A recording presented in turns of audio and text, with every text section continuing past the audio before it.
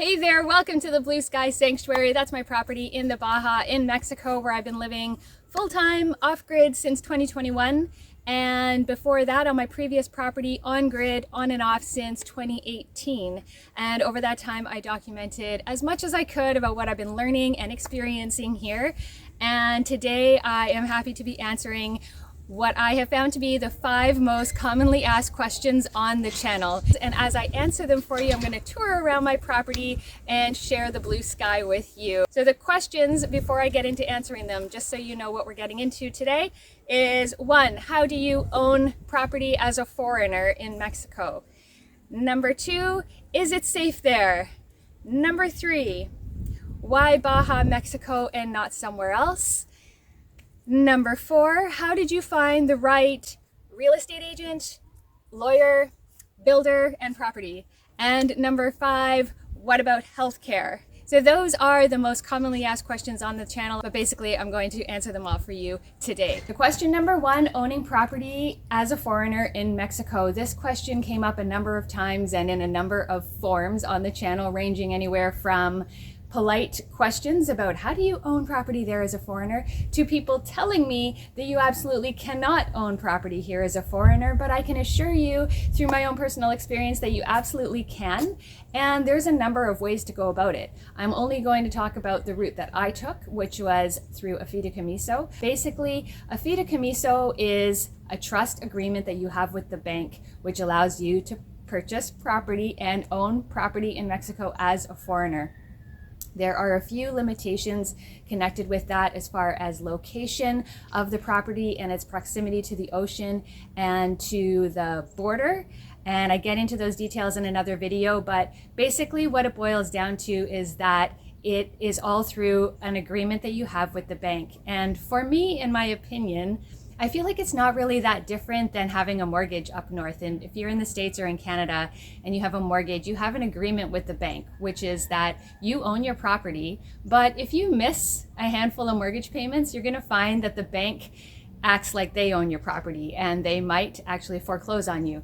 That's not going to happen here because the property's already paid for. So there's never going to be a reason that the bank is going to take the property from me or from any owner down here. But that is a risk that you run when you're up north if you have a significant mortgage on your property, as you probably know if you're a property owner.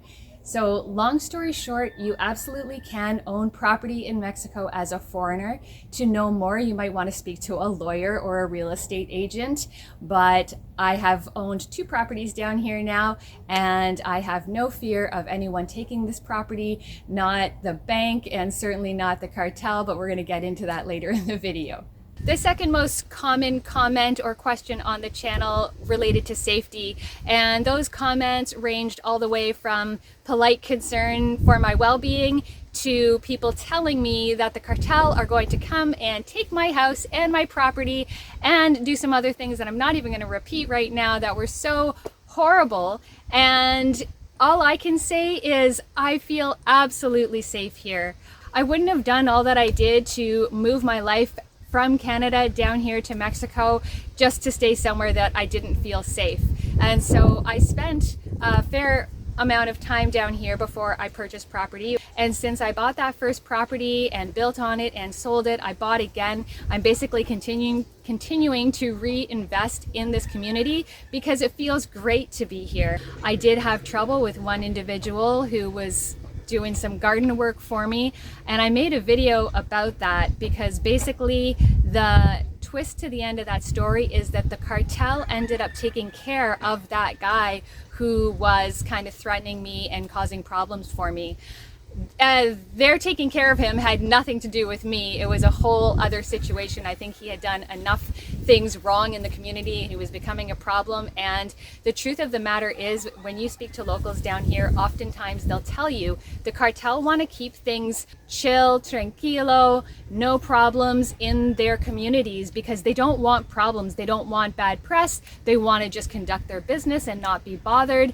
And I don't feel them to be a threat to me at all. In fact, I'm far more nervous about what the Canadian government would do in their recent choices in the last couple of years with freezing bank accounts and forcing people to stay in their homes in a way that I thought was just ridiculous. I feel safer here from the shadiest of characters to the government. Everywhere in between, I feel safe. The community is wonderful. The local people are wonderful. They constantly inspire me to be a better person.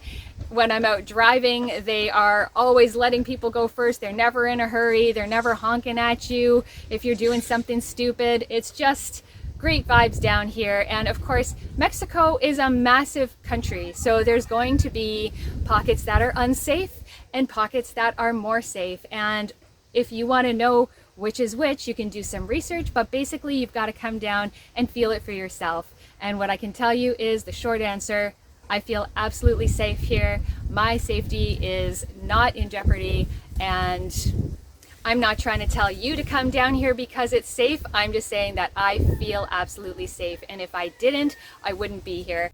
The third question, it came again in lots of forms, but basically comes down to why Mexico and why this specific spot in Mexico. And my answers are both practical and personal. So on a practical level, first off is the proximity to Canada, my home country, really was top of the list, that we can drive back and forth relatively easily and safely and quickly. That made it win out over the two other countries that I was seriously considering calling home, which were Nicaragua and Costa Rica. Beyond that, this spot in Mexico for me is just the right amount of developed. It's not overdeveloped and it's not underdeveloped. So basically, I am on a dirt road, which I love, but that dirt road is connected to a paved road. And then that paved road is connected to a highway that is really well maintained and connects the town that I live in to both Cabo and La Paz, two really big cities, which are just an hour north and south of us. And so anything and everything that you want in a big city is there, which is convenient and fantastic. And I love that those conveniences aren't in the town that I live in, because that's just not what I'm looking for. Beyond that, I also love living on the West Coast. I love having the sun setting over the ocean. It's kind of a romantic thing, I guess, but I've been watching that happen for over 15 years and I'm nowhere near getting tired of it. I just love it. Also, the ocean breezes that we get from being on the West Coast are beautiful and they help maintain a gorgeous climate here. So that was a considering factor and why I'm not on the East Coast of Mexico or somewhere in the middle. Also, this spot in Mexico is very safe. It's not the cheapest place in Mexico by any stretch, but it's affordable for me. I'm able to make things work here, just given the choices that I've made and doing what I've done, and I'm living mortgage free and my property is paid for, so I'm able to afford the cost of living here, and that makes it really doable. Then on a personal note, basically when I found this spot, I was just getting to that point in my life where I was getting tired of looking for the perfect place to live. I had been looking for over a decade and I hadn't found any place that's perfect, and I came to surrender to the fact that no place is perfect, including this one. It has its quirks and there are things that I have to contend with here that aren't perfect, but I got to that place where I was ready to settle into somewhere that I believed would be good enough and sustainable for me, and this place fit that bill. So it was kind of just a timing thing, really, that made me settle for here. If I'd had more energy and more time and inclination, I might have explored more of Mexico to see if I could find an even better spot, but I just didn't have the inspiration or motivation to do that. And so here I am. Question number 4, how did you find the right real estate agent, lawyer, property, and builder? And my answer to all of those questions is the same, which is that you need to be here in person.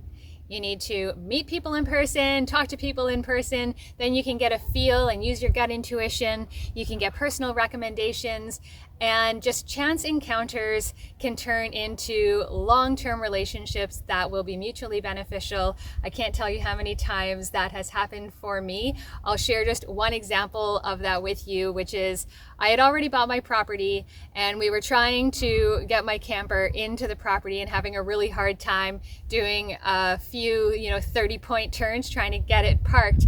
And a guy drove by in a excavator, and he offered to help. And he had been driving 18-wheelers for a long time, so he was an excellent driver, and he got that camper in there no problem. And he also then became my go-to machine guy anytime I've needed excavating done. He's my man. He takes really good care of the plants. He's really mindful of nature. And I met him just in that chance encounter of him driving by and being kind enough to offer us help. To find the best property, again, I highly recommend that you are here. The best properties are not all online, and I can guarantee you the best priced properties are definitely not all online. The most reasonably priced properties are often for sale by owner, and you buy them direct from the owner, which is what I did the first time round. And it worked out fantastic. It's why I had and still have a great lawyer, because even if you have a good real estate agent, in my opinion, it's still a really good idea to have a good lawyer. And with a good lawyer, you don't even need a real estate agent. My lawyer looked out for me above and beyond what I could have asked for. He made sure that I was absolutely fully protected in all scenarios. And I could really make a whole video about that. If you want to know more, let me know in the comments. But basically, something that's important to know or consider when it comes to choosing your lawyer is that they be completely bilingual. Like really, really bilingual, because you want to know that they understand absolutely in English and Spanish everything that's going on and be able to explain it to you. Unless, of course, you're bilingual, then that's not an issue. As far as choosing your builder, I would recommend, as I have in previous videos, you choose your builder based on rapport, based on your feeling, based on the price and your comfort level, and start them with a small project like a septic system or your cistern. And then if that goes really well, then you go from there, and then you work your way up to building a house with them. And I have built 2 houses now with my same builder. It's been a great working relationship, and I wouldn't have found him if I was up in Canada trying to find a builder online. There's just no way. There's just so much of what goes on down here that is not online. So be here in person, and that's how you will find the best lawyer, real estate agent, builder, and property. The final question was about healthcare, and I think this comes more from Canadians than Americans, probably because we have a free healthcare system up north, and people are apprehensive about leaving that luxury to come here and have no health coverage. But what I can tell you again from my firsthand experience is that healthcare down here is really inexpensive. And so unless you have a significant accident that then requires, significant surgery or significant hospital care, you're going to be able to afford healthcare down here relatively easily. I have some back issues that require that I get some x-rays in the last year or two it was. Those x-rays cost 500 pesos each, which is $25. And it took no time at all for me to get them and to be able to see a specialist. And that's something else that I have found consistently here. Getting in to see specialists is swift and easy and really inexpensive. Definitely always under $200 for an appointment. Definitely. More like 1,000 to 1,500 pesos, which is more like 50 to 75 US dollars. Another thing is that the cost of living here is so low that I anticipate being able to save enough money to have a chunk put away in case I have some sort of accident.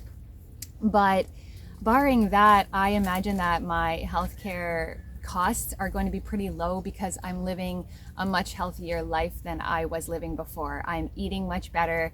I filmed this section of the video here intentionally. This is a passion fruit plant I have growing here. I've got sweet potato that I harvest the greens off of every day and put in my smoothies. I've got fresh basil here, fresh mint, and then my garden is just around the corner. It's growing fresh tomatoes right now and oregano. I've got some onions started and moringa. There's lots of moringa growing there. And so I have access to this fresh organic produce all year round, not to mention what's at the store, of course, at the end of my street, which has incredible produce and food. So basically, since I'm living with less stress and better food, and a climate that's just right for me, I feel like I am much healthier than I was before. And so that's also going to impact my healthcare costs.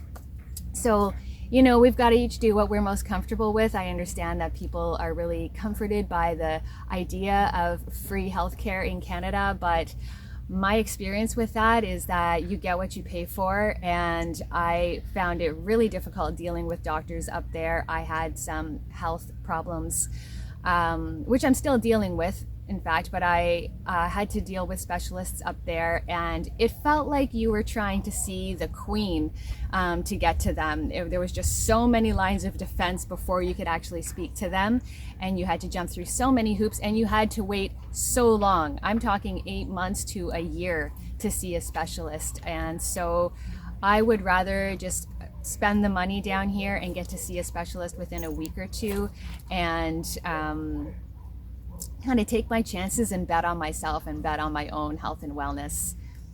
So that's it for today. I hope this video answered some questions for you, but if you have more questions, by all means put them in the comments. I always appreciate hearing from you, even if you just want to share your experience or your opinion, your feedback, whether it's positive or negative. It all gives me inspiration for new videos. So please keep the comments coming, and I will continue to show up here week after week. I hope to see you again soon, and until then, take good care. Bye for now.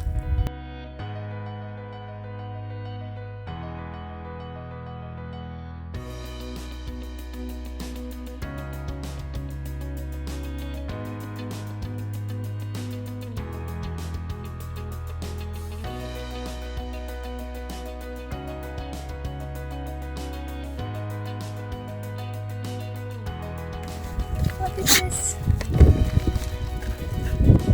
So beautiful.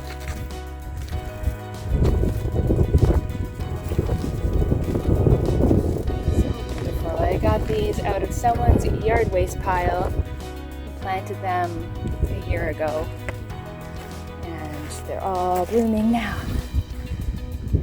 Those are my neighborhood dogs, Tio and Dingo. Real sweethearts. So these will grow and become awesome security and beautiful as well.